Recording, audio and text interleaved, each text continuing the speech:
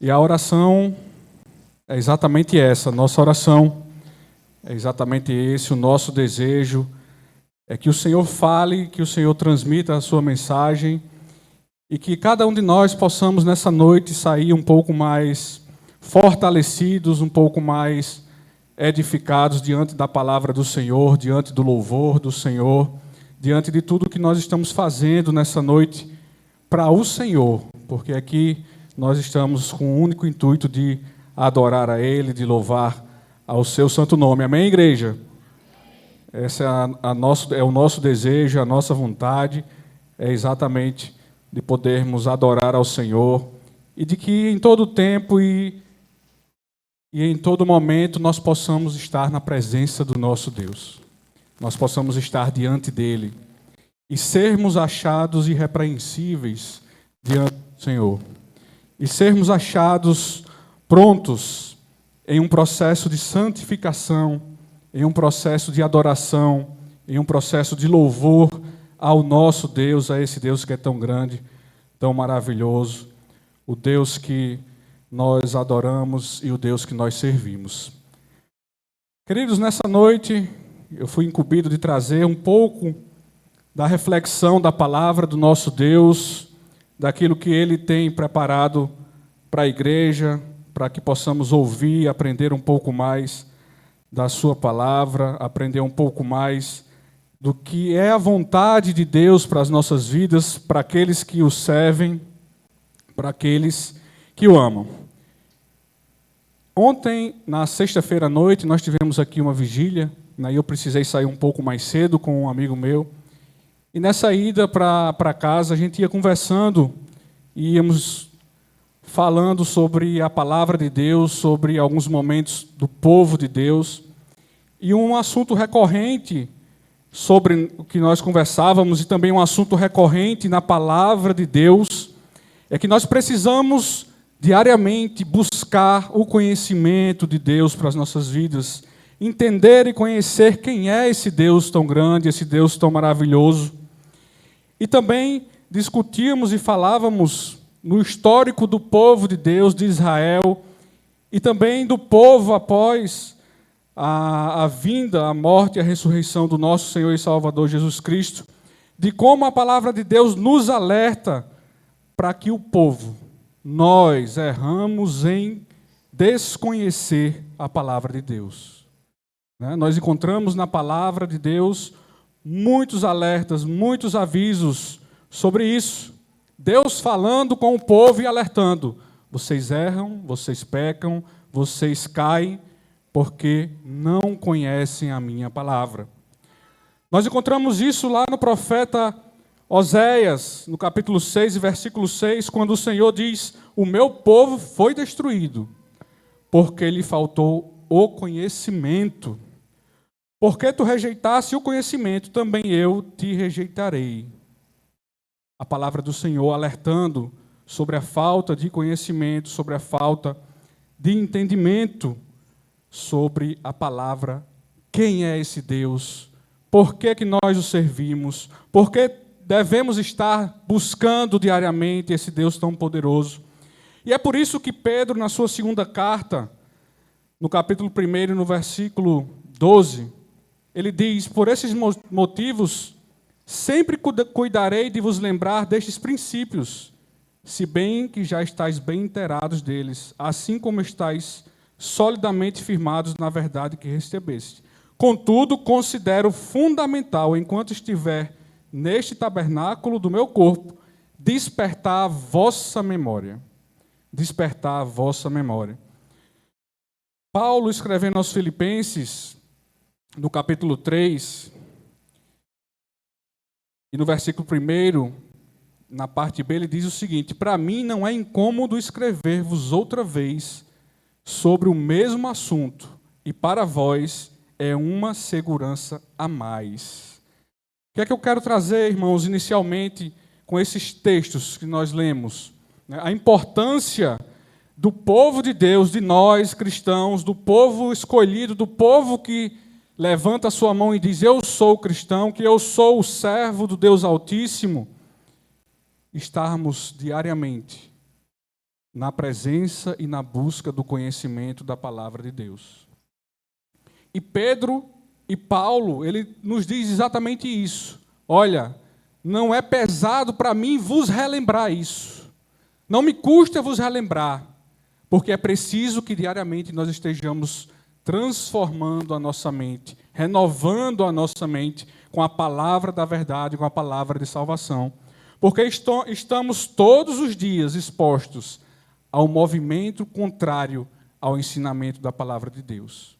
E precisamos estar fortalecidos na palavra do Senhor, no entendimento de quem Ele é e na comunhão, na perseverança de estarmos buscando a esse Deus. Amém, igreja? Paulo, eu gostaria que os irmãos abrissem então o texto base para nosso estudo dessa noite, para nossa reflexão nesta noite, que está lá no livro de Romanos, Romanos capítulo 11. Romanos capítulo 11, a partir do versículo 25. Nós vamos entrar um pouquinho também no capítulo 12.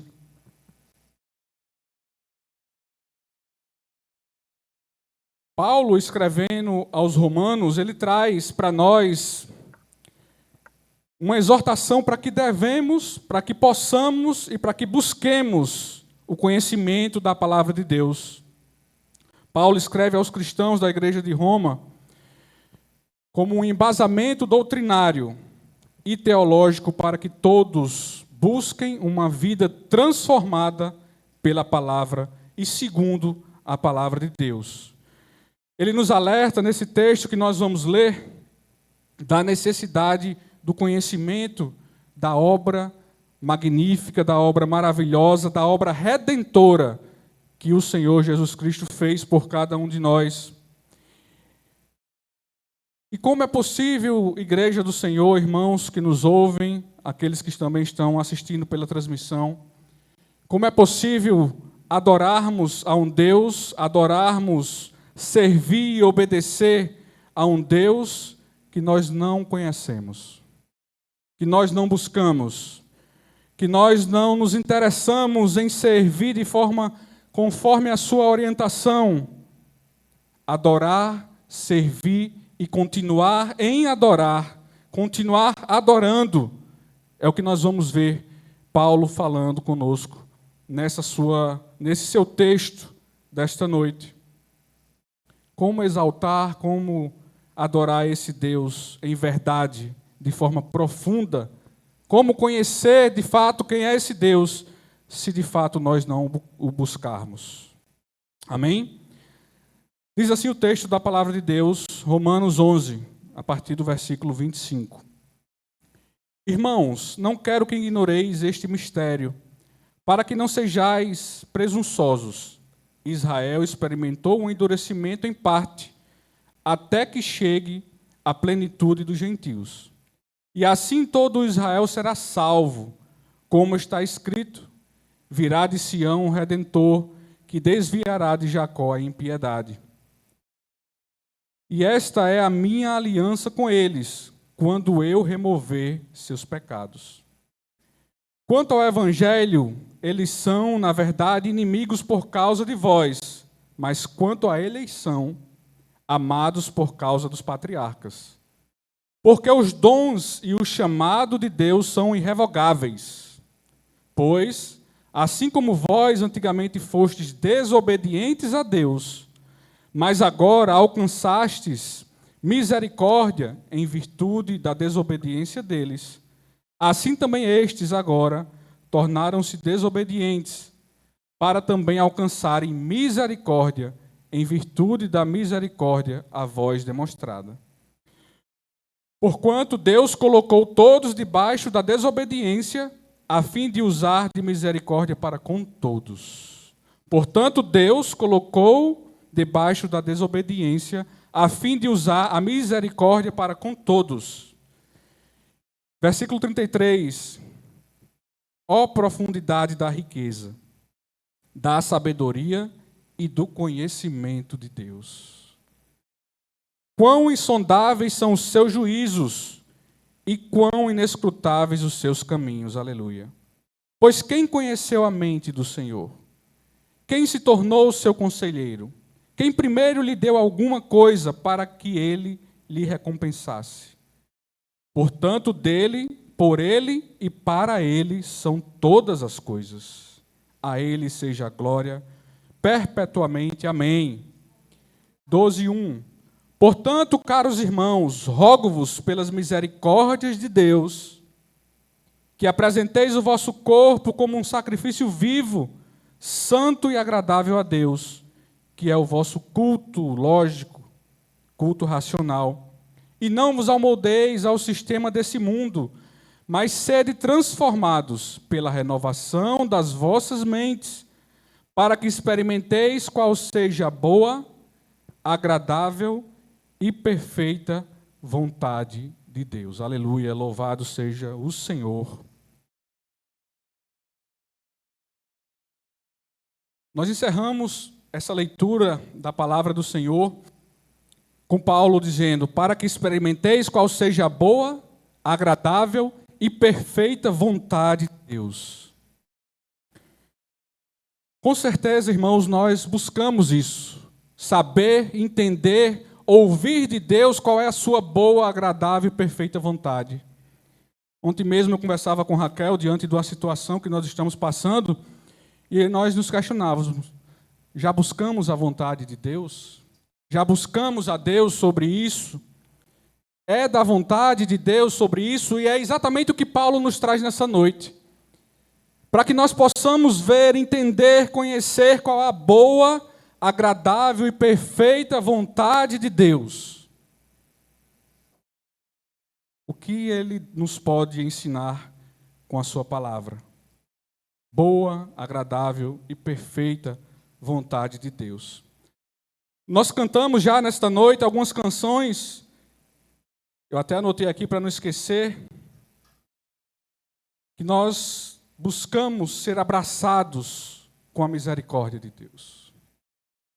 Que nós temos sobre Deus e queremos estar com Deus e queremos conhecer mais de Deus. Quero conhecer mais de Deus, quero conhecer mais de Deus.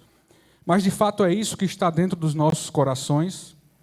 O que nós cantamos aqui nessa noite, o que nós louvamos, de fato é o que nós temos feito na presença do Senhor. Queremos estar e buscar mais de Deus.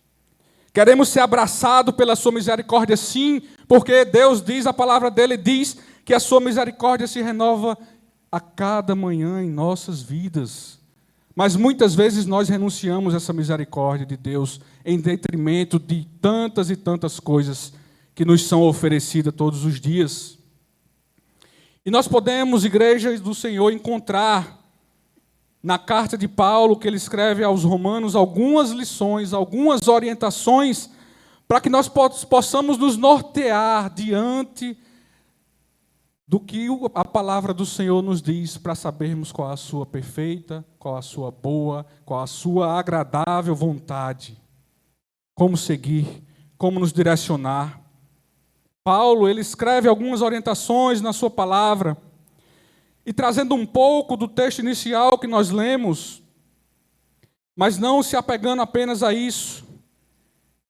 Paulo, ele fala sobre como Deus usou a sua lei, como Deus usou a sua lei com o seu povo, com o povo de Israel, e como o povo viveu também tempos de obediência e tempos de desobediência à lei que foi dada por Moisés, a lei que foi dada por Deus a Moisés. E ele traz na sua carta aos Romanos, nos seus capítulos iniciais, uma narrativa exatamente sobre isso. O povo vivia em desobediência e o povo vivia em desobediência diante da lei. E o texto que nós iniciamos lendo, no capítulo 11, versículo 25, ele fala exatamente sobre como Deus, pela sua misericórdia, usou a lei e a desobediência do povo de Israel para alcançar a nós, os gentios, para alcançar o povo que estava afastado de Deus. E ele também faz questão de dizer, no texto inicial que nós lemos, de que apesar desse povo ter sido desobediente, apesar desse povo ter deixado os caminhos do Senhor tantas vezes, o chamado de Deus para esse povo é irrevogável. O chamado de Deus e a bênção de Deus é irrevogável, porque Deus não se arrepende do que faz. Amém, igreja? Paulo também relembra na sua carta que aos Romanos os incríveis feitos, os incríveis e bondosos atos de Deus que Deus tinha realizado e continuava realizando em meio ao seu povo e continua realizando até hoje em meio ao seu povo. E ele traz um pouco do histórico dos patriarcas de Israel, do Egito, a entrega da lei de Moisés e tanto o que os judeus fizeram, que a vitória de Cristo, a morte de Cristo, a graça vinda por Cristo alcança os gentios. Paulo nos lembra ainda nessa carta que as misericórdias de Deus, elas continuam alcançando o seu povo, assim como alcançaram o povo de Israel e os gentios naquela época. E aí, a partir do capítulo 12, nós encontramos uma orientação fundamental de Paulo para os dias de hoje, para a história da população, para a história cristã que nos alcança até hoje. A partir do capítulo 12, Paulo, ele narra e ele traz a orientação de como devemos viver quanto cristãos e de como devemos conhecer a palavra de Deus e de como os cristãos daquela época e hoje ainda deviam se portar numa realidade diferente da lei, numa realidade diferente do que aquele povo estava acostumado. Paulo usa, então, todo esse histórico para embasar a sua argumentação que traz doravante.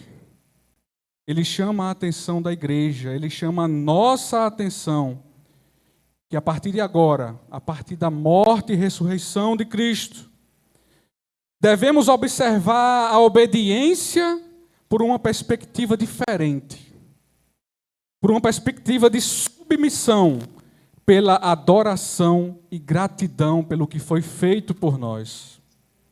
Devemos observar a submissão e a obediência por uma perspectiva, por um olhar diferente do conhecimento apenas da lei que os judeus detinham até aquela data, que os judeus estavam acostumados a viver, que os judeus estavam acostumados a seguir.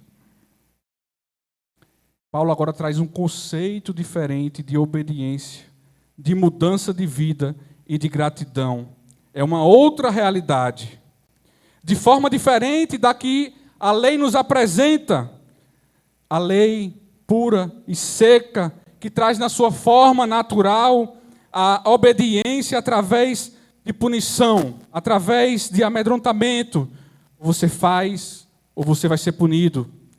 Ou você adora porque a lei diz, ou você está separado de Deus, como forma de motivar a fazer o bem, a trazer algo, a fazer a bênção diante dos outros. Caso contrário, seria punido. Paulo agora nos chama, igreja, a olharmos para esse momento de mudança que o cristianismo traz, que a vitória de Cristo na cruz traz, é uma visão diferente. E ele nos chama à obediência a Deus, não mais pelo rigor da lei. Paulo agora nos chama a obedecer a Deus pelo amor e pelas misericórdias demonstradas por Deus para o seu povo, sendo nós ainda pecadores, separados de Deus, separados da presença de Deus. Paulo, então, prepara a sua orientação, relembrando toda essa trajetória, as atitudes do povo de Deus e a grande misericórdia desse Deus diante da desobediência recorrente do seu povo.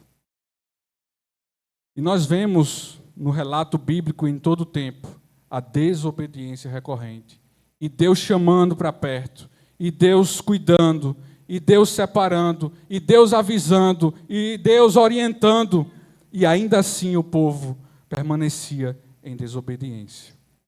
E aí nós lemos lá no início, o meu povo erra, o meu povo cai, o meu povo é destruído porque falta conhecimento a eles. Falta conhecimento. E Paulo agora nos diz, não é mais pelo peso da lei, mas é porque Cristo se entregou por nós e por tudo que isso representa, irmãos. A entrega de Cristo, ela muda totalmente a perspectiva de adoração, de louvor, de entrega, de obediência. Nós lemos no capítulo 12, versículo 1, Paulo dizendo, olha, rogo-vos, pois, irmãos, pelas misericórdias de Deus. Agora a perspectiva é porque Deus foi misericordioso para com todos nós. A perspectiva agora não é mais pela regra da lei, é porque Deus foi misericordioso. Que apresenteis o vosso corpo por sacrifício vivo, santo e agradável a Deus, que é o vosso culto racional, o vosso culto de razão. Paulo agora ele nos deixa claro que precisamos ter o posicionamento assim como ele,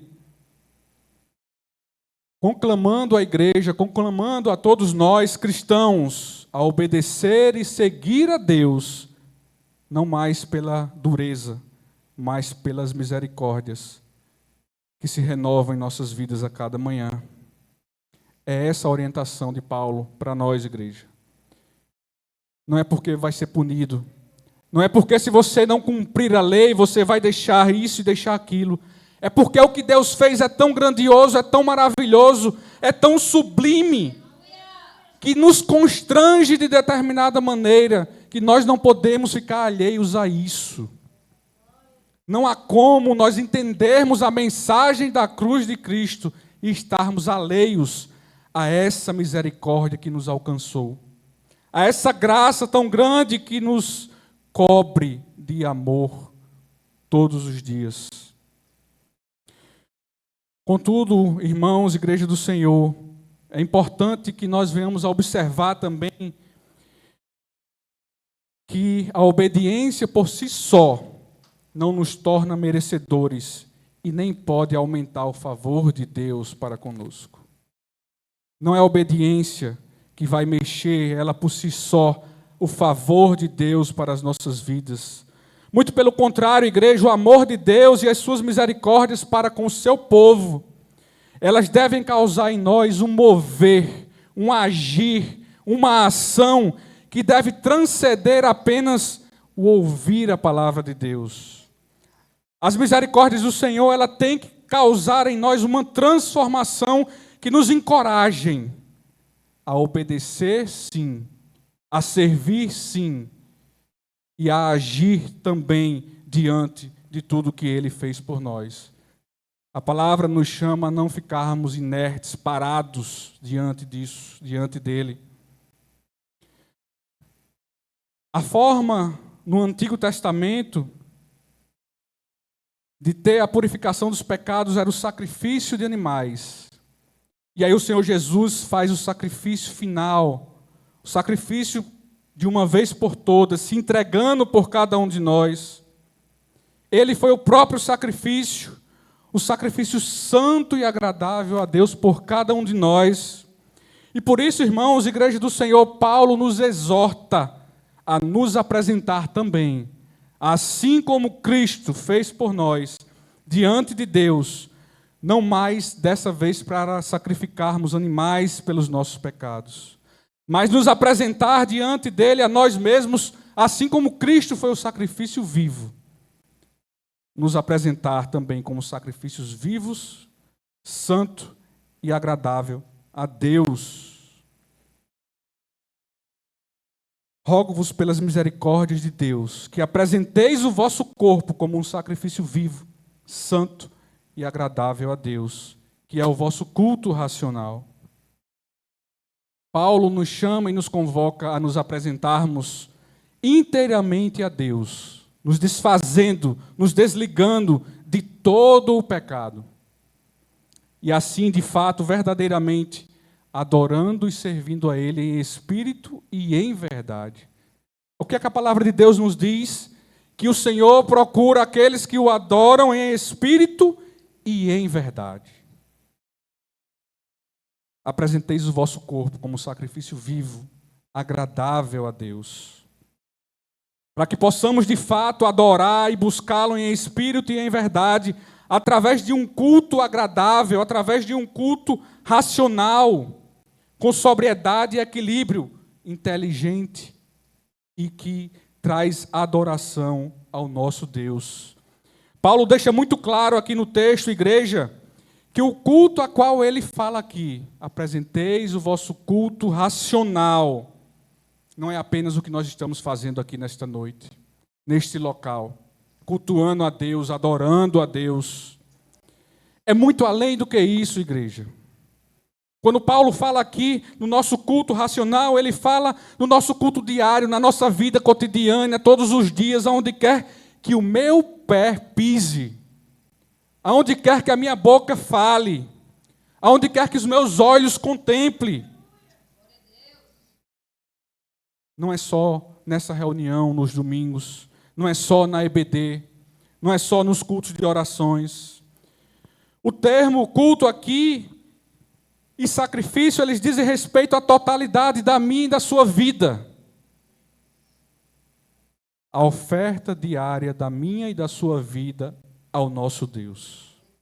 A oferta de vida santa e agradável a Deus. A questão, irmãos, é que eu não posso fazer isso por Gemima. Eu não posso fazer isso por Gustavo. Eu não posso fazer isso pelo pastor Kleber. Nem o pastor Kleber pode fazer isso por ninguém. Porque isso é uma decisão voluntária. E é por isso que Paulo diz o vosso culto racional. Porque é voluntário. É uma decisão. É uma busca, é o querer estar na presença de Deus. Quero aprender mais de Ti, Senhor, quero estar na Tua presença. Quero aprender mais de Ti, Senhor. Nós cantamos isso hoje. Verdadeiramente buscamos isso. A decisão é voluntária, é querer, é buscar. E após isso, Paulo nos exorta a santidade diária. Ele nos exorta a buscarmos a santidade do dia a dia, na presença de Deus. E no versículo 2 do capítulo 12, ele nos diz, e não vos conformeis com este século. Em outras traduções, e não vos conformeis com este mundo, mas transformai-vos pela renovação da vossa mente, para que experimenteis, que foi que nós começamos falando, para que experimenteis qual a boa, agradável e perfeita vontade de Deus. Não vos conformeis com este século. Não vos conformeis com este século. Apresenteis o vosso corpo como sacrifício vivo, santo e agradável, que é o vosso culto racional. E não vos conformeis com este século, mas transformai-vos pela renovação da vossa mente. E assim você experimentará, e assim você saberá, e assim você entenderá qual é a boa, agradável e perfeita vontade de Deus. Como nós estamos orando ao Senhor todos os dias, mas muitas vezes não estamos apresentando o nosso corpo como oferta agradável ao Senhor. Como queremos ouvir uma resposta de Deus e entendermos qual é a sua boa, perfeita e agradável vontade. Se não estamos buscando a transformação da nossa mente. Aleluia, Senhor. Paulo aqui, ele nos orienta sobre obediência, adoração e submissão pelo que Deus fez por nós. E ele coloca aqui diante de nós a seguinte questão, igreja. Nesse versículo 2. Como nós estamos vivendo a nossa caminhada cristã? Conformados com este mundo ou transformados pela palavra de Deus? Ele nos alerta que uma vez conhecedores da verdade de Cristo,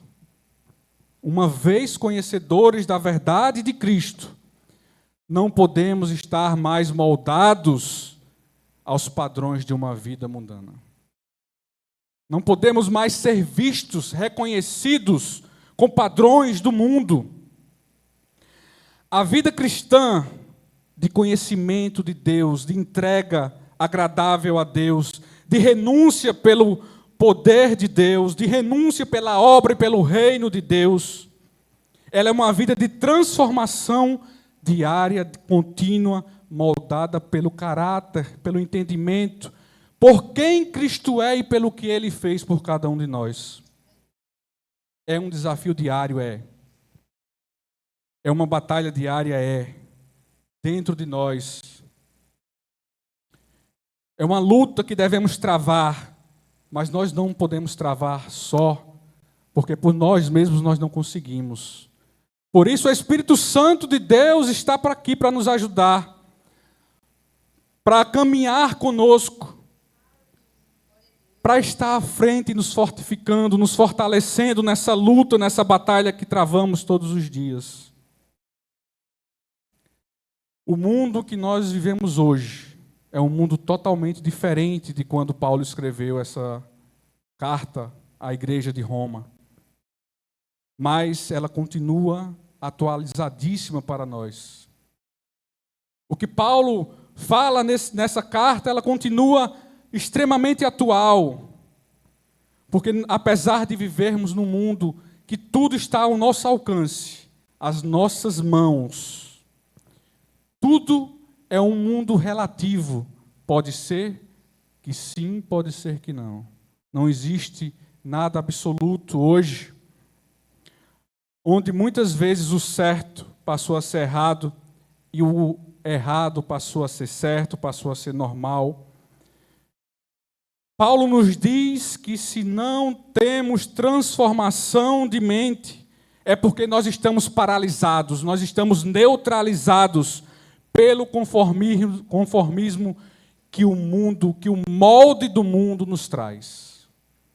Se não há transformação em nós, diariamente, cotidianamente, é porque nós estamos neutralizados, parados, imóveis pelo que o mundo está nos oferecendo. Nós temos bebido de onde? De qual fonte? De qual canal? De qual perspectiva do mundo? De qual podcast? De qual livro? O que é que tem nos alimentado para transformar a nossa mente? E esse alimento que nós estamos nos alimentando, ele tem transformado a nossa mente para o caminho, para perto ou para longe de Deus. De alguma forma nós temos nos alimentado. Mas Paulo nos orienta: transformai-vos pela renovação da vossa mente por Cristo Jesus. É em Cristo, é por Cristo, porque nós lemos que tudo é por Ele, tudo é para Ele e tudo foi feito através dele. Amém, igreja? Paulo, escrevendo aos Coríntios, na sua segunda carta, ele diz: e assim, se alguém está em Cristo, nova criatura é. As coisas antigas passaram, eis que tudo se fez novo. Nova criatura não existe sem viver em Cristo. Transformação de vida não existe sem vida em Cristo. Não existe santificação sem vida em Cristo. Tornar-se uma nova criatura é um resultado direto de quando nós buscamos renovar a nossa mente através da palavra de Deus, do conhecimento de Deus, permitindo-nos assim uma transformação de vida moldada segundo a palavra de Deus e pelo agir do Espírito Santo de Deus, que habita em nós, porque a palavra de Deus diz que, ao estarmos com Cristo, nós somos templo do Espírito Santo de Deus. Tornar-se nova criatura é uma constatação de que nós deixamos de estarmos conformados com este mundo e nos transformamos pela renovação da nossa mente todos os dias através da palavra de Deus. Todos os dias através da palavra de Deus. E a palavra de Deus transforma a nossa vida todos os dias. Todos os dias. E Paulo ainda aprofunda mais o seu entendimento sobre isso. Portanto, se fostes ressuscitados juntamente com Cristo, quando nós aceitamos a Cristo, quando nós nos tornamos servos verdadeiros de Cristo, nós somos ressuscitados com Ele. E Ele nos diz isso, olha, se realmente fostes ressuscitados com Cristo, buscai as coisas do alto, onde Cristo vive, assentado à direita de Deus. Pensai nas coisas do alto, não nas coisas dessa terra. Não nas coisas dessa terra. Onde está o meu princípio? Aonde está a minha prioridade? Aonde está a nossa busca diária? São nas coisas de Deus. Não devemos negligenciar também as coisas que nos fazem caminhar todos os dias nessa terra. Mas aonde está o princípio do meu dia? O conhecimento bíblico, irmãos, o conhecimento da palavra de Deus é indispensável para que nós possamos ter uma vida transformada por Deus. Mas o conhecimento em si, por si só, o conhecimento da leitura da palavra de Deus que transforma a nossa mente, ele tem que ser seguido também por uma ação de vida, por uma comunhão com Deus. Conhecer a Deus não é somente ler a palavra dele. Conhecer a Deus é viver e buscar comunhão com Ele todos os dias. É ter comunhão com Ele. É orar, é buscar, é clamar todos os dias. À medida que nós aprofundamos esse conhecimento de Deus, nós vamos chegando à medida aceitável, à medida que Deus propõe para nós o molde e o caráter de Cristo em nós. À medida que nós esquecemos o conhecimento de Deus, nós vamos nos afastando dessa medida que foi Jesus Cristo para nós. Errais não conhecendo as Escrituras nem o poder de Deus, palavra do Senhor Jesus lá em Mateus 22, 29. Errais não conhecendo o poder e as Escrituras de Deus. Não existe transformação sem conhecimento de Deus, sem comunhão de Deus. Então, Paulo ele nos exorta que pelas misericórdias de Deus, pelo que Ele fez por nós, nos apresentemos como sacrifícios vivos, santos e agradáveis a Deus, não nos conformando com este século, com este mundo, mas transformando a nossa mente, para que possamos conhecer a boa, agradável e perfeita vontade de Deus. A boa, agradável e perfeita vontade de Deus, que nós buscamos todos os dias. Que muitas vezes nos ajoelhamos no nosso quarto e oramos, Senhor, me dá uma orientação. Senhor, fala comigo. Senhor, eu não quero fazer isso sem que o Senhor esteja presente. E Deus fala, às vezes, pela sua misericórdia para conosco. Mas é preciso que nós estejamos em processo de transformação, em processo de santificação. Vida transformada ou vida conformada? É o que nós precisamos refletir nessa noite. Estamos sendo transformados pelo quê? Pela palavra de Deus que não nos leva a uma vida eterna na presença de Deus? Ou estamos sendo transformados pelo que o mundo tem entregado de bandeja nas nossas mãos? Pelos pontos que esse mundo tem levantado para questionarmos, para nos questionar. Porque não basta apenas o conhecimento da palavra e uma mentalidade diferente da do mundo. É preciso haver, de fato, transformação. É preciso que eu saia e que vejam em nós uma pessoa transformada assim como Cristo. Pastor Kleber, hoje na EBD, falou que Pedro, quando traiu Jesus, ele nem para trair Jesus, ele foi capaz de esconder quem ele era. Porque quando aquele povo viu Pedro, eles disseram, olha, você fala como ele, você se comporta como ele, você se veste como ele. Pedro, não, eu não conheço. Mas a vida de Pedro denunciava quem ele era. Não era por palavras, simplesmente. Era por ações, era por vida, era por se parecer, era por viver como Cristo, que Pedro foi identificado naquele momento. E é exatamente isso, igreja, para finalizarmos, que deve nos impulsionar a sair da teoria cristã. Teoria cristã não vai nos levar a canto nenhum. Teoria cristã nos fortalece, nos fortifica, nos embasa na palavra de Deus, mas sem ação, sem vida, não passa apenas de teoria. Fica escrito. Se não tem vida transformada, é apenas teoria. É o que Paulo está nos dizendo também hoje aqui. Transformai-vos pela palavra de Deus, para que experimenteis a boa, perfeita e agradável vontade de Deus. É prática de vida cristã.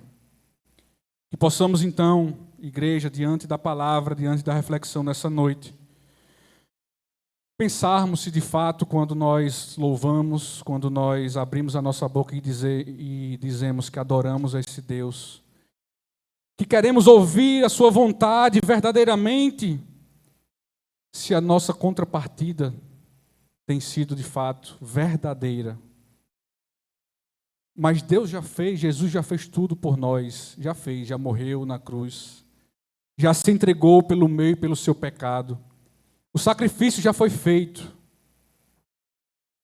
E agora, voluntariamente, nós precisamos buscar esse Deus, clamar a esse Deus, conhecer a esse Deus, conhecer e prosseguir em conhecer. Conhecer e prosseguir em conhecer. Santificação é um processo diário, é transformação diária, é mudança de mente diária. Quem faz isso em nós é a palavra de Deus, é a comunhão, é a busca em estar na comunidade de Deus, na comunidade do Senhor, na presença do Senhor, agindo e cumprindo a missão que Ele nos deu, ide por todo o mundo e pregar o Evangelho. Que Evangelho? O Evangelho da salvação, o Evangelho da transformação de vida, o Evangelho que muda o entendimento, que muda a vida, que desvia o caminho. Não o Evangelho do eu tenho, do eu posso, do que é por mim, não. O Evangelho de Cristo. Porque como nós lemos, tudo é por Ele, tudo é para Ele, todas as coisas é dEle. Ó profundidade da riqueza, da sabedoria e do conhecimento de Deus. Ó profundidade da riqueza, da sabedoria e do conhecimento de Deus. Não pela lei, mas pelo que Ele fez por nós. Amém, igreja? Porque tudo é por Ele, para Ele. A honra, a glória, o louvor, a nossa obediência, a nossa submissão é a Ele. Louvado seja o Senhor. Eu agradeço a oportunidade em nome de Jesus.